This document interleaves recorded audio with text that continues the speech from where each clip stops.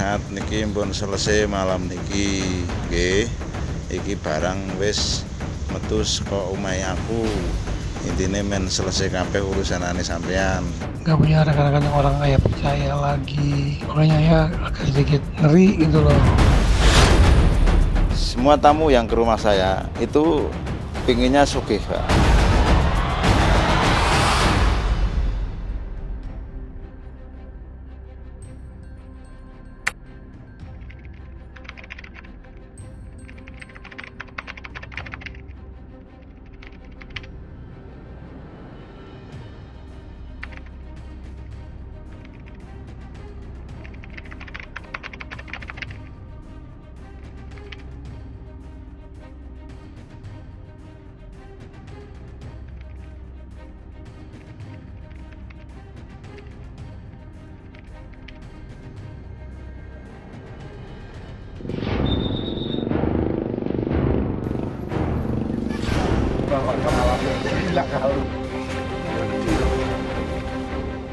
Di kebun sawi dan kubis di Desa Balun, Kecamatan Wanayasa, Kabupaten Banjarnegara inilah 12 orang dibunuh dan dikubur oleh Slamet Tohari alias Mbah Slamet.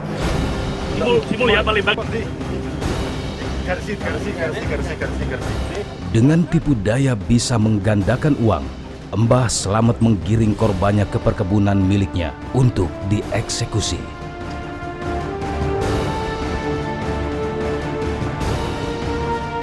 Inilah rekaman pesan suara Paryanto, korban terakhir dari 12 orang korban dibunuh sesaat sebelum hilang kontak.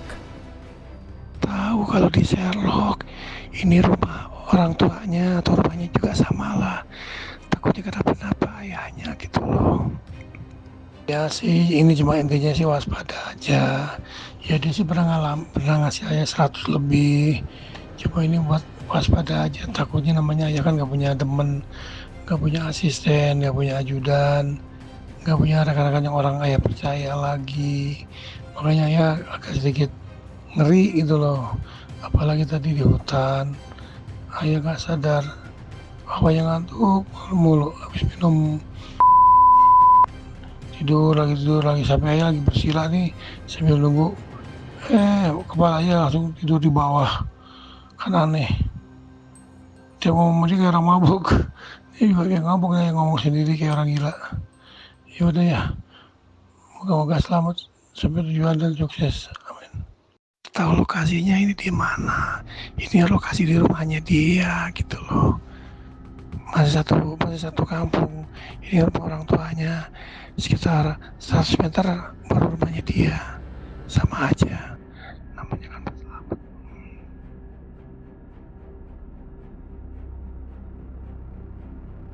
Tak cuma pesan suara, Paryanto juga sempat memberikan pesan chat pada anak-anaknya. Pesan yang dikirimkan pada tanggal 23 Maret lalu pada anak-anaknya akhirnya dilaporkan ke polisi pada tanggal 27 Maret setelah Paryanto tak bisa dihubungi.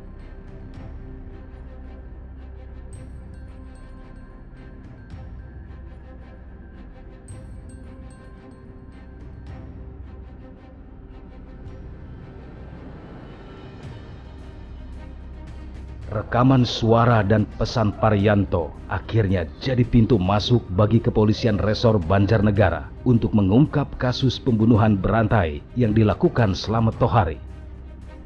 Yang isinya saya bacakan ya, isi WhatsApp-nya ini. Inilah awal mula daripada pengungkapan kasus pembunuhan ini. Isinya saya bacakan ya. Ini di rumahnya Pak Slamet. Buat jaga-jaga, kalau umur ayah pendek, misal ayah tidak ada kabar sampai hari Minggu, langsung aja ke lokasi bersama aparat. Gledes tahu kok rumahnya. Inilah isi daripada WA korban ke anaknya, yaitu SL. Lalu, bagaimana modus dan apa motif tersangka Mbah Slamet menumbalkan nyawa sebagai dukun durjana?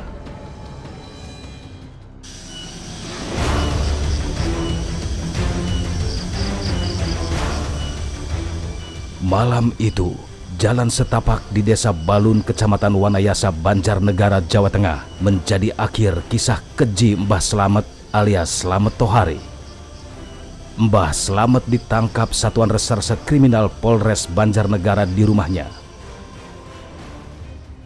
Pada tanggal 27 Maret tahun 2023, saudara yang namanya anak daripada korban, saudara GE, ini membuat laporan ke Polres Banjarnegara. Akhirnya kita terima laporan tersebut, di mana pada bulan Juli, saudara GE diajak oleh ayahnya untuk bertemu seseorang di Banjarnegara. Sehingga pada bulan Juli itu, saudara GE, anak daripada korban, yaitu saudara PO, diajaklah anaknya ini datang ke Banjarnegara menggunakan bus dari Sukabumi menuju ke Wonosobo. Sampai di Wonosobo bertemulah dengan saudara yang namanya Mbah Slamet alias TH. Sampai di Wonosobo, saudara TH atau Mbah Slamet ini mengajak ke rumahnya, yaitu di Desa Balun, Kecamatan Wanayasa, Kabupaten Banjarnegara. Sampai di rumah, saudara korban yaitu PO diajaklah ke suatu ruangan oleh saudara Slamet, yaitu tersangka. Kemudian saudara GE yaitu anaknya tunggu di luar. Kemudian dari informasi bahwa mereka menginginkan adanya penggandaan uang. Mbah Slamet ditangkap setelah diketahui memperdaya seorang korban asal Sukabumi atas nama Parianto. Mbah Slamet membuat janji manis kepada korban, ia bisa menggandakan uangnya hingga miliaran rupiah. Berapa Mas yang diberikan oleh PO kepada Pak Slamet, Mas Slamet sebagai dukun? Dari Pak Parianto 70 deh. 70 juta. Itu 70 berangsur-angsur atau langsung 70? Angsur-angsur. Berangsur-angsur. Pertama berapa? Pertama 20, terus ada lagi 10 gitu. 10 sampai 70 ya? Iya, sampai segitu. Terus yang dijanjikan digandain jadi berapa? Diganti jadi berapa? Jadi 5 miliar dan. Lalu bagaimana aksi Mbah Slamet menjerat korbannya?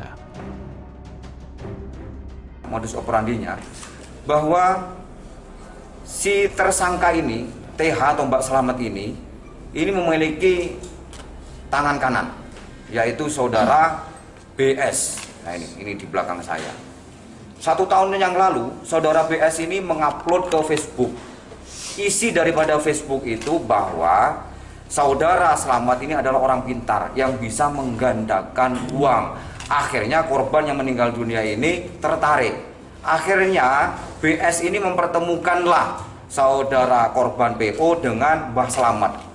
Nah dari situlah akhirnya karena tertarik memberikan uang mahar berkali-kali, tapi harapan untuk menggandakan uang tidak didapatkan. Mugi-mugi ndang do para Slamet sampean bisa nyarutang kabeh. Iki barang wis metu saka omahe aku. Intine men selesai kabeh urusanane sampean.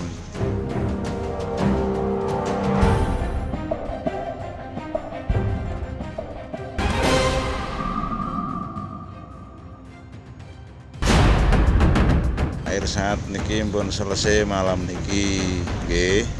Iki barang wis metu saka omahe aku. Intine men selesai kabeh urusanane sampean.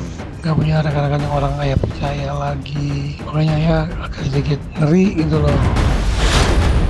Semua tamu yang ke rumah saya itu pinginnya sugih, Pak.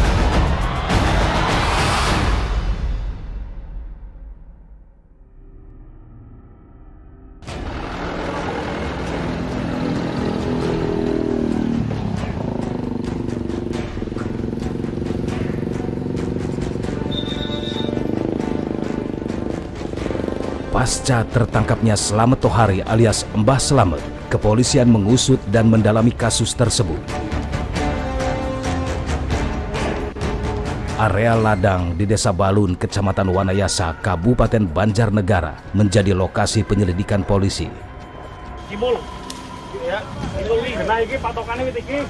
Di perkebunan inilah akhirnya ditemukan 11 mayat lain yang telah dikubur Mbah Slamet.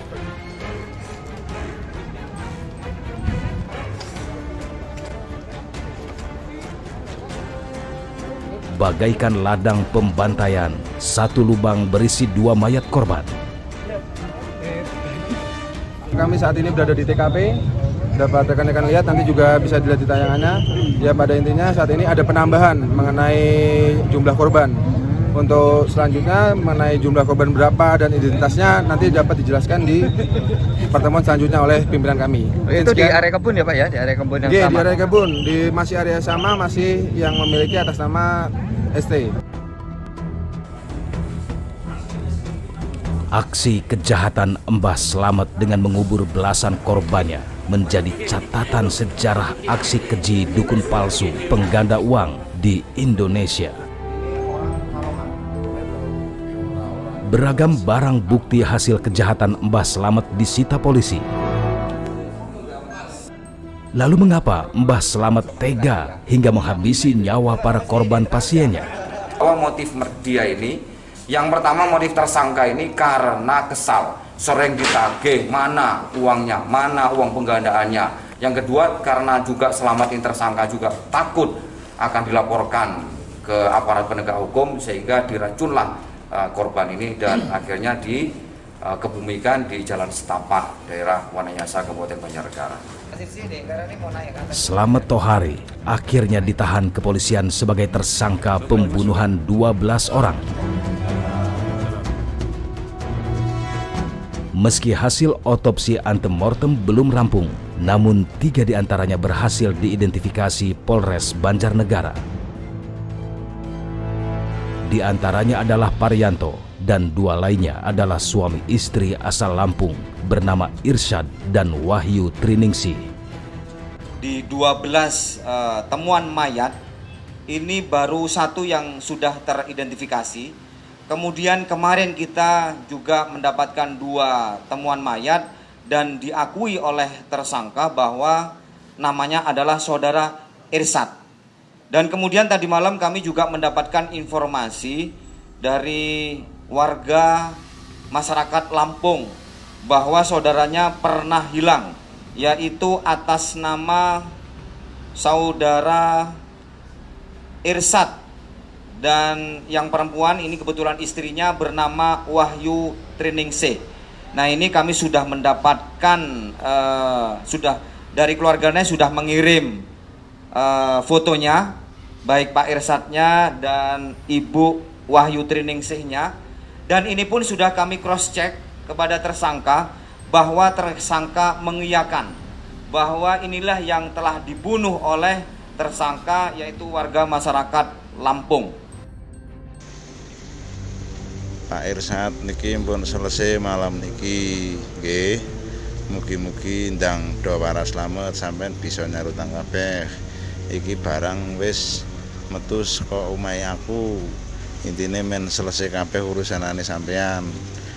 Inilah satu bukti rekaman amatir pasangan suami istri asal Lampung, Irsyad dan Wahyu Triningsih saat mengambil hasil penggandaan uang di rumah Mbah Slamet. Jadi dia ke sana, terusan karena lama kan kata Mbah Slamet itu suruh nungguin dulu. Mama sama ayah masih ada kerjaan di sini. Mereka pulang dulu lah, yang di sana tinggal Kijo sama saudaranya Kijo itu satu lagi. Nah, udah katanya aku ada rekaman videonya yang katanya Mbah Slamet ini udah berhasil gitu. Tuh, terusan Mbah Slamet itu yang bilang? Iya, ada kok videonya nanti ya. Terusan ya itu katanya pulanglah mereka kan. Nah, Kijonya masih di sana? Enggak, ikut pulang juga. Bawa duit itu, nggak tahu duit palsu apa enggak ya. Terusan pulang, akhirnya katanya duitnya itu dibawa kabur sama travelnya. Merasa belum tercapai keinginan, korban kemudian kembali lagi ke Mbah Slamet hingga akhirnya hilang kontak. Gagal lagi katanya si Slamet itu. Katanya udah hajatnya ayah kan dulu itu. Nah itu sama dia dibikin hajatnya ayah lagi, katanya nggak jadi lagi gitu. Ya gagal lagi kan, udah ngasih duit lagi, udah ngasih mahar itu ya. Kesana lagi. Pak De Heri sama Bu Diani dulu kan kesana, ngasih mahar itu sekitar 100 lebih ya. 100 juta? Lebih. Terusan habis kesana nggak ada kabar. Terus mama sama ayah nyusul kesana, malah nggak ada kabar juga sampai sekarang. Semua tamu yang ke rumah saya itu pinginnya sugih, Pak. Sebetulnya saya itu cuma bohong Pak, nggak bisa beneran.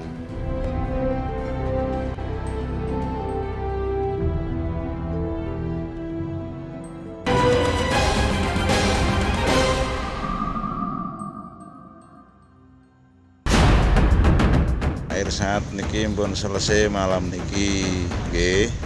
Iki barang wis metu saka omahe aku. Intine men selesai kabeh urusanane sampean. Gak punya rekan-rekan yang orang ayah percaya lagi. Makanya ya agak sedikit ngeri gitu loh. Semua tamu yang ke rumah saya itu pinginnya sugih, Pak.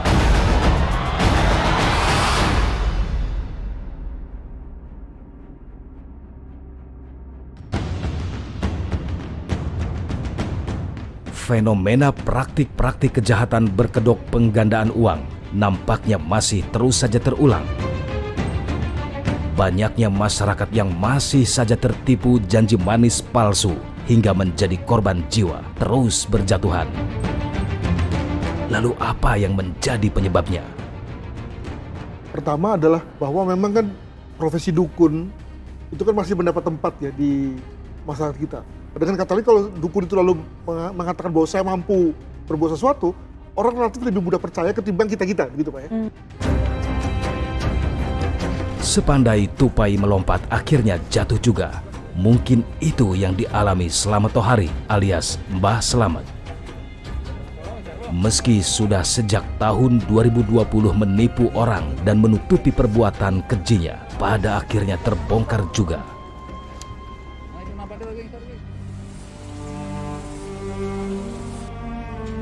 Bahkan terbongkarnya praktik keji Mbah Slamet membuat sang istri merasa lega.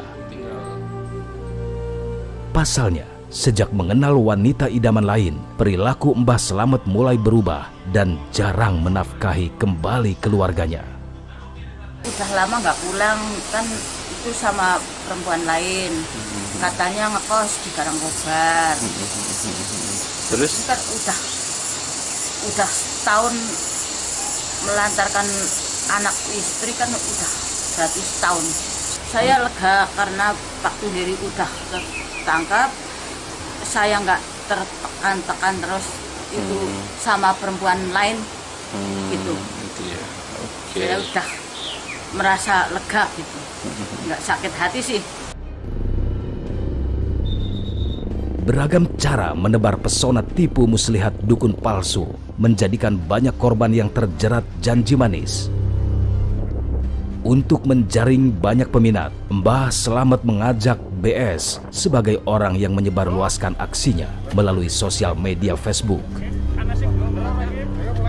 Isu beredar jika BS dibayar 10 juta untuk menyebarkan jasa dukun gadungan ini di sosial media Facebook.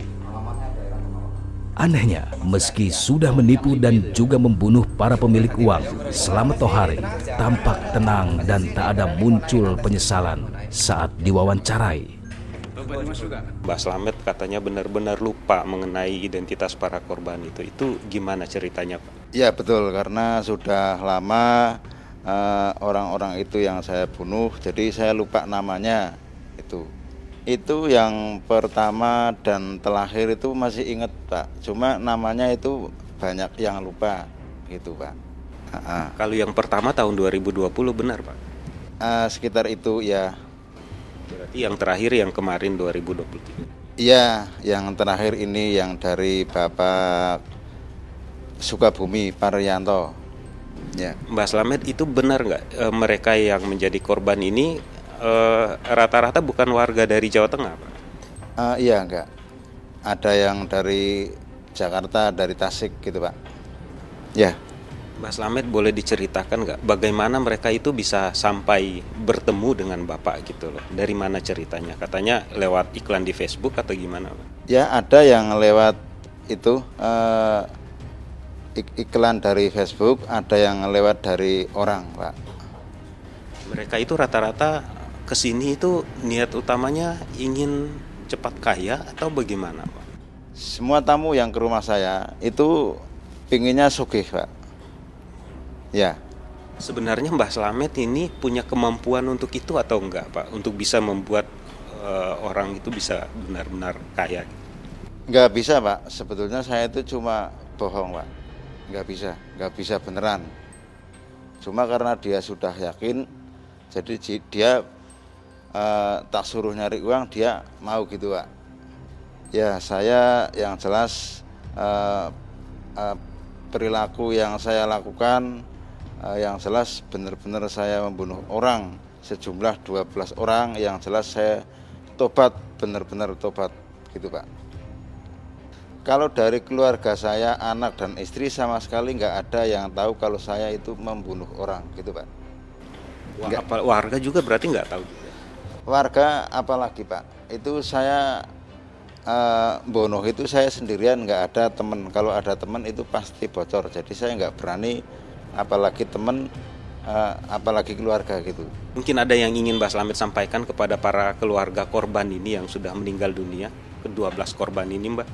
Ya mudah-mudahan 12 korban itu udah ada di sana, mudah-mudahan dikasih jalan yang benar gitu Pak. Ya intinya mudah-mudahan dari pihak keluarga korban, mudah-mudahan dikasih jalan yang benar gitu. Ya di sananya. Ya tetap saya minta maaf semua korban-korban saya yang sudah meninggal Pak. Ya sih, ini cuma intinya sih waspada aja. Ya dia sih pernah ngasih ayah 100 lebih. Cuma ini buat waspada aja, takutnya namanya ayah kan nggak punya temen, nggak punya rekan-rekan yang orang ayah percaya lagi. Makanya ayah agak sedikit ngeri gitu loh.